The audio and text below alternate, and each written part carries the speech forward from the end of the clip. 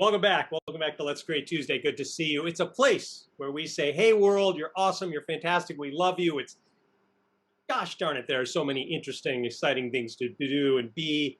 And today, right now, we're taking a little bit of break, a little bit of break from swimming, a little bit of break from life. And we're saying right now, we're going to do something creative. We're going to be creative. We're going to feel that heart and soul connection with ourselves, with each other. We're going to let it come out on the keyboard, painting, clay, guitar, etc.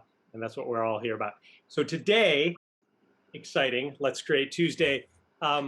This is only one sentence long, but I'm going to read it because this is how powerful it is for me sometimes when I read it. And maybe you'll find it powerful too. And maybe you won't. We'll find out.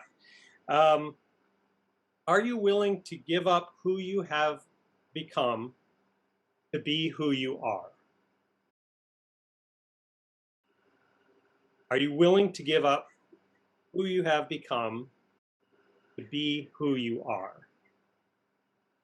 And many of us, I know, have been on some sort of journey or another to discover more of who we really are and connect with that heart and soul and let that creativity out. That's what we're doing here in part and also in our lives. But that sentence for me really sums up like all of the noise, all of the doubts, all of the don't know if I can do it, any of the limiting beliefs, any of the, oh no, that's not who I am. Am I willing to give up who I have become? I've become that over our 10, 20, 30, 40 plus years of life. Am I willing to let that go to be who I am? That deeper connection, that creativity, that heart, and then to let that out, right? So there's something really interesting in the spiritual world that I've seen is, and I think, I'm just going to say it this way and we'll see how it comes out. So a lot of people are trying to be spiritual, right? Connect with that, who I am. And then they often do that and they still don't feel good. And what I think is they're missing the point is there's really two parts. And I think even a lot of spiritual teachers even miss this part, or they talk about it, but maybe they even, or maybe I'm just getting it now, right? So maybe it's all me. We'll find out. We'll see if you've gotten it. So Marianne Williamson, Neil Donald Walsh, anybody else that you want to throw into that sort of Eckhart Tolle, people who are like, okay, here's a better way to live.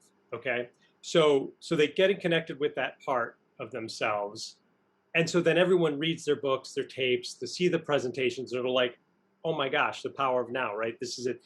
So then we move. I'm going to throw myself in this category. We move in that direction. Better be in the now. If you do this, and then there's like, okay, well then what do we do now? Okay, now that I've touched back into that.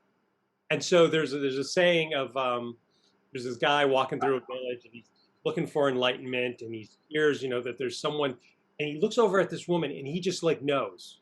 He just has a feeling. He's like, oh my gosh, she knows what's going on, right?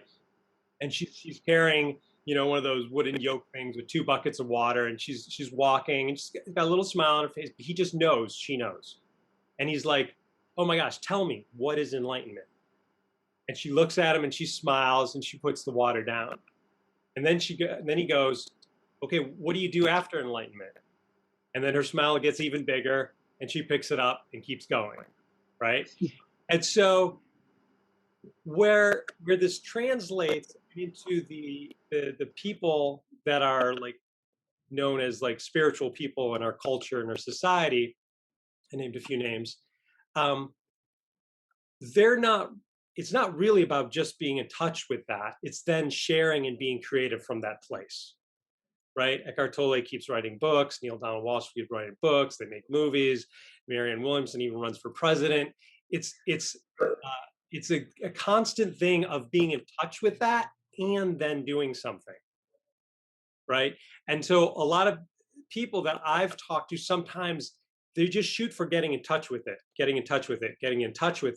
and then it's like, okay, like, and in my experience, the actual using and the doing and the being of it actually helps us get in touch with it more, right? So a lot of times people are like, oh no, I need to have a new or higher level, right, of whatever before then I can take action and be involved.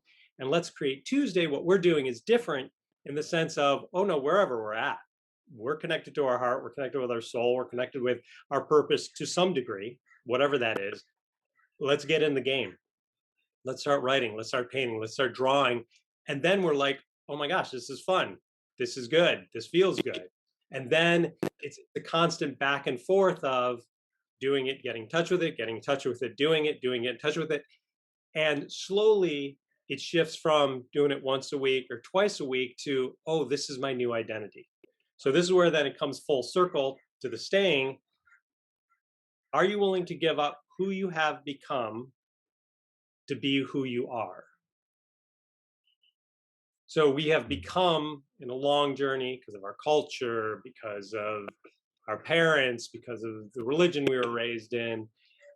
We became someone we thought we should be, or that's who we just identified, or that's who people told us we were, and we just believed it because that's just how life is.